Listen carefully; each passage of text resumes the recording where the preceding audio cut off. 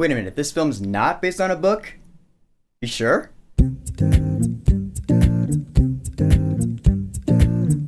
The Space Between Us. I like the fact that it's kind of a pun in the title. I like puns. So The Space Between Us is a new sci-fi romance film, more of a romance than sci-fi, starring Asa Butterfield. And it's actually a pretty cool premise, I'm not gonna lie. In the future, there is a settlement on Mars where astronauts have actually been sent to live. And the only female astronaut who was sent there, she was actually pregnant. So she has a child that is literally born on Mars. And because of that, his internal body structure is kind of unique. He's not like an alien or anything, although he technically kind of is in a way. But it's like if he went to Earth, his internal body structure would not allow him to survive for very long. So now this kid Gardner, he's 16 now, and through the internet connection they have on Mars, he's been talking with this chick Tulsa, played by Britt Robertson, who I'm still in love with. And they get along really well, and through a series of circumstances, Gardner gets to go down to Earth. And now we have our romance film with some really cool fish out of water elements. Kind of a long premise, but now we have our movie. And I'll say this movie's a lot better than I thought it was going to be. I thought this movie was gonna suck. I was like, sweet, another sappy romance film. I'm not saying this movie was great, I'm just saying it was not bad. First of all, Asa Butterfield is a lot better in this film than he was in Peregrine's Home for Peculiar Children. In that film, he had like no emotions whatsoever. In this film, he actually has emotions. He was a human being. He was happy and he smiled and, you know, it was good. His acting's not perfect. He still has a little ways to go, but he's not bad at all. And yeah, like I said, Britt Robertson,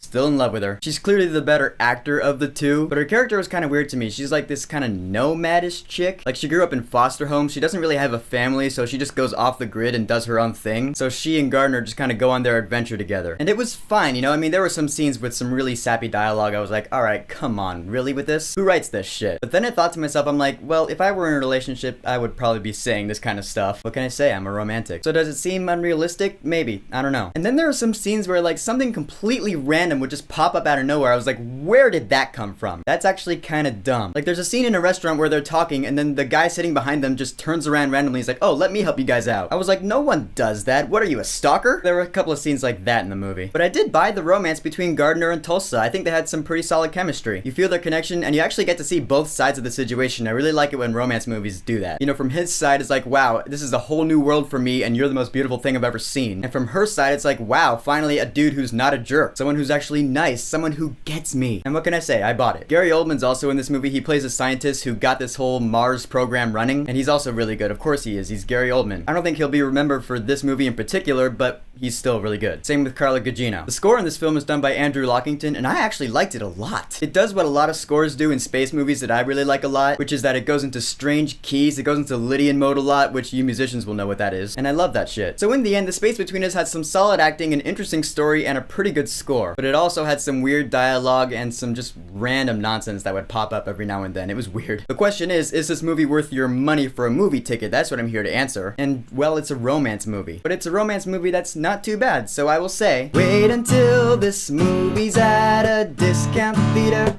then go see it. It's definitely worth a little bit of money. So The Space Between Us, have you seen it? What did you think about it? Whatever you think, go ahead and leave a comment. And don't forget to subscribe.